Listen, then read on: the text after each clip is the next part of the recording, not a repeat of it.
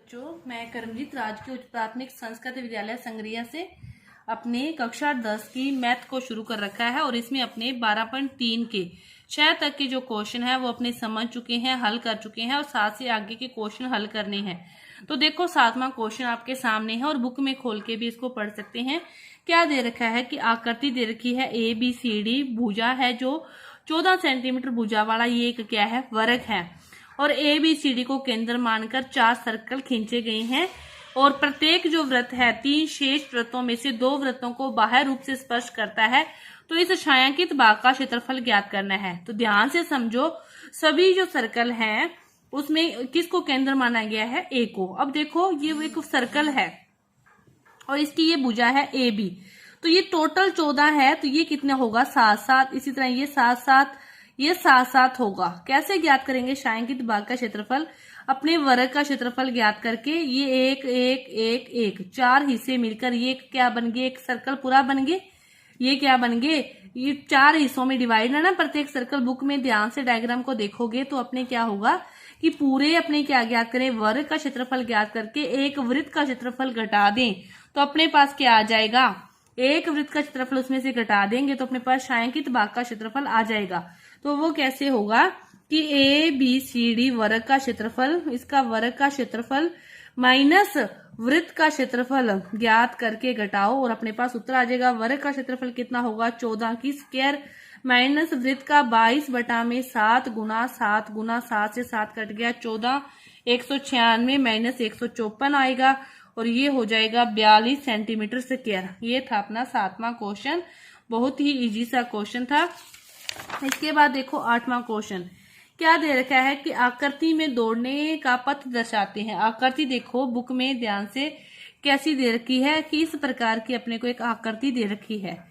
ये एक आकृति है और इसी प्रकार की सेम यहाँ पे एक आकृति और दे रखी है। ये दूसरी आकृति है जिसमें क्या दे रखा है, बाएं और दाएं सिरे क्या है, अर्धवृत्ताकार हैं और दोनों और आंतरिक क्या है, समांतर रेखाएं हैं और रेखाखंडों के बीच की दूरी है और इनमें से प्रत्येक रेखाखंड क्या है, लंबा है। यदि पथ चौड़ा हो तो ज्ञात कीजिए पथ के आंतरिक किनारों के अनुदिश एक चक्कर लगाने में तय की गई दूरी। अपने को क्या दे रखा है, देखो ध्यान से आप देखोगे तो अपने को क्या ज्ञात करना है, पथ के आंतरिक किनारों के बीच एक पूरा चक्कर लगाने में तय की गई दूरी आंतरिक किनारों के बीच में। तो इसके लिए क्या होगा, अपने आंतरिक किनारों की तय की गई दूरी मतलब ये ज्ञात करेंगे। ये अर्धवृत्त है, ये अर्धवृत्त है, एक वृत्त बन गया और ये ज्ञात करेंगे। यही हो गया ना। मतलब इसको नाम दे, यदि अपने इसको देखो नाम दे दो A, इसको नाम दे दो B और इसको दे दो C, इसको दे दो D और ये अर्धवृत्ताकार है, इसको E और इसको दे दो F। अपने को क्या दे रखा है उसको ध्यान से देखो। ये वाली दूरी दे रखी है, यहां से लेकर ये वाली दूरी अपने को दे रखी है 106 मीटर, मीटर दे रखी है, सेंटीमीटर नहीं। और ये वाली जो दूरी दे रखी है ये दे रखी है 80 मीटर, ठीक है 80। और बीच वाली अपने पास दे रखी है 60, बीच वाली 60।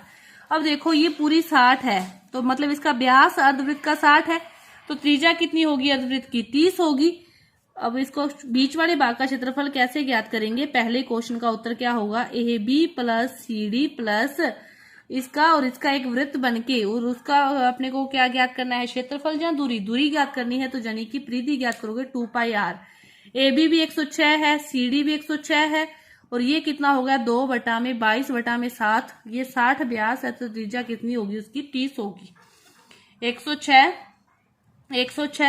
अपने पास हो गया 212 प्लस ये कितना हो गया 3 दूनी 6 दूनी 12 1320/7 और इसको हल करोगे तो अपने पास आ जाएगा 2804/7। ये हो गया पहला क्वेश्चन। दूसरा है पथ का क्षेत्रफल, मतलब इस पथ का क्या ज्ञात करना है, क्षेत्रफल। ये अपने पास तो अपने अकेली क्या ज्ञात की है, दूरी ज्ञात की है। पथ का क्षेत्रफल ज्ञात करने के लिए देखो ये 80 है बाहर वाला, अंदर वाला 60 है तो ये वाली दूरी कितनी है 20 है, ये वाली दूरी कितनी है 20 है। तो ये वाला और ये वाला भाग तो सेम हो गया ना। 106 गुना, चाहे तो 106 गुना 80 करके माइनस 106 गुना 60 कर दो, चाहे सीधे 106 गुना 20 कर लो, एक ही बात है।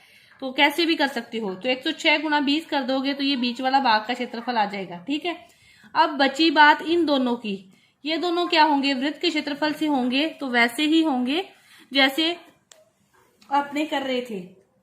अपने अभी क्या त्रिज्या निकाली थी 30, वो किसकी निकाली थी, अंदर वाले की। तो बाहर वाले की जो त्रिज्या होगी वो कितनी हो जाएगी, फिर देखो अपने को तो कितनी दे रखी है, ये वाली दे रखी है 40, ये वाली दे रखी है अपने को 40। ठीक है, तो अपने कैसे ज्ञात करेंगे, देखो चाहे तो 100 क्षेत्रफल दूसरा करना है तो 106 गुणा 20, ये तो हो जाएगा इसका 106 गुणा 20, तो पथ का क्षेत्रफल ज्ञात करना है, प्लस ये अर्धवृत्त है तो 1/2, पाई का मान 22/7, इसको करोगे 40 का स्क्वायर माइनस 30 का स्क्वायर एक के लिए, फिर यही बात दूसरे के लिए करोगे तो चाहे सीधा ही 2 से गुणा कर दो, चाहे इसको सीधा ही क्या कर दो 2 से गुणा कर दो। ठीक है, और इसको हल कर लोगे तो अपने पास उत्तर आ जाएगा। ये था अपना 8वां क्वेश्चन। इसके बाद देखो 9वां क्वेश्चन क्या दे रखा है, आपने को इस प्रकार की आकृति दे रखी है, एक सर्कल दे के उसके 4 भाग बना के, और इस भाग में एक सर्कल दे रखा है, और इस भाग में इस प्रकार आपको ये दे रखा है, ये छायांकित है, ये छायांकित है, और ये वाला सर्कल छायांकित है। अपने को नाम दे रखे हैं ए, यहाँ पे दे रखा है बी, सी, डी और ओ। ठीक है, देखो क्या दे रखा है, ए, बी और सी, डी को केंद्र ओ वाले एक वृत्त के 2 परस्पर लंब व्यास हैं, ओडी छोटे वृत्त का व्यास है, और ओ ए 7 है, तो छायांकित भाग का क्षेत्रफल ज्ञात करो। ओ ए 7 है, ये 7 है, तो ये भी 7 है, ये भी 7 है, ये भी 7 है, तो छायांकित भाग का क्षेत्रफल ज्ञात करने के लिए कैसे ज्ञात करेंगे, ये 90 डिग्री है, तो पहले ये चीज ज्ञात कर ले, मतलब त्रिभुज का क्षेत्रफल भी तो ज्ञात करके उसमें से घटाना पड़ेगा। त्रिभुज का क्षेत्रफल ज्ञात करके अपने को इसमें से त्रिज्य खंड के क्षेत्रफल में से घटाएंगे। तो देखो कैसे ज्ञात करते हैं। सबसे पहले अपने पास छोटे वृत्त की त्रिज्या, व्यास कितना हो गया 7 है, तो त्रिज्या 7/2 होगी, तो छोटे वृत्त का क्षेत्रफल क्या हो जाएगा पाई आर स्क्वायर, तो पाई की वैल्यू 22/7, और वो क्या होगा 7/2 गुना 7/2, 7 से 7 कट गया, 2 से काटो 11, गया ना 7 77/2 सेंटीमीटर स्क्वायर, ये तो हो गया छोटे वृत्त का। बड़े वृत्त की त्रिज्या अपने पास है 7, बड़े वृत्त की त्रिज्या कितनी है अपने पास 7, तो बड़े वृत्त का क्षेत्रफल ज्ञात करने अपने को क्या ज्ञात करना है, छायांकित भाग का क्षेत्रफल ज्ञात करना है। इस छायांकित का तो हो गया, बड़े का ज्ञात करके क्या करें, अपने को तो ये वाली चीज चाहिए और ये वाली चीज चाहिए, ये 2 चीजें चाहिए अपने को। तो देखो अपने इसकी बात करें, इस अर्धवृत्त की अकेले की, तो अपने इस अर्धवृत्त का क्षेत्रफल ज्ञात करके इसमें से त्रिभुज का घटा दे तो ये छायांकित का हो जाएगा ना। ठीक है, अब अर्धवृत्त का ज्ञात करते हैं अपने, तो इस अर्धवृत्त का क्षेत्रफल ज्ञात करते हैं अपने। अर्धवृत्त का क्षेत्रफल कैसे होगा, 1/2 गुना पाई आर स्क्वायर, तो पाई 22/7, त्रिज्या क्या होगी 7, 2 से काटा 11, तो 11 7 77 सेंटीमीटर स्क्वायर, ये आ गया। अब अपने ज्ञात करते हैं त्रिभुज ए सी बी का क्षेत्रफल। त्रिभुज ए सी बी का क्षेत्रफल क्या होगा 1/2, आधार कितना है ए बी, और ऊंचाई कौन सी होगी ओसी, ऊंचाई कौन सी होगी ओसी, तो 1/2, ए बी कितनी है, ये भी 7 है, ये भी 7 है, तो 14 गुना 7, 2 7 14, कितना हो गया 49। अब अपने इस अर्धवृत्त में से इसको 49 को घटा दें, 70 में से 49 को घटा दें, तो अपने पास क्षेत्रफल आएगा 17 में से 9 गए 8, और यहाँ पे 6 में से 2 28, ये आ गया इसका, और इसका अपने पहले ही ये वाला निकाल चुके हैं। तो छायांकित भाग का क्षेत्रफल, अब देखो छायांकित भाग का क्षेत्रफल क्या होगा, छायांकित भाग का क्षेत्रफल इक्वल टू 70/2 प्लस 28, इसको हल कर लोगे तो अपने पास क्या आ जाएगा, छायांकित भाग का क्षेत्रफल अपने पास आ जाएगा। तो ये था अपना 9वां क्वेश्चन, और आगे के जो क्वेश्चन है वो अपने अगली वीडियो में करेंगे। धन्यवाद।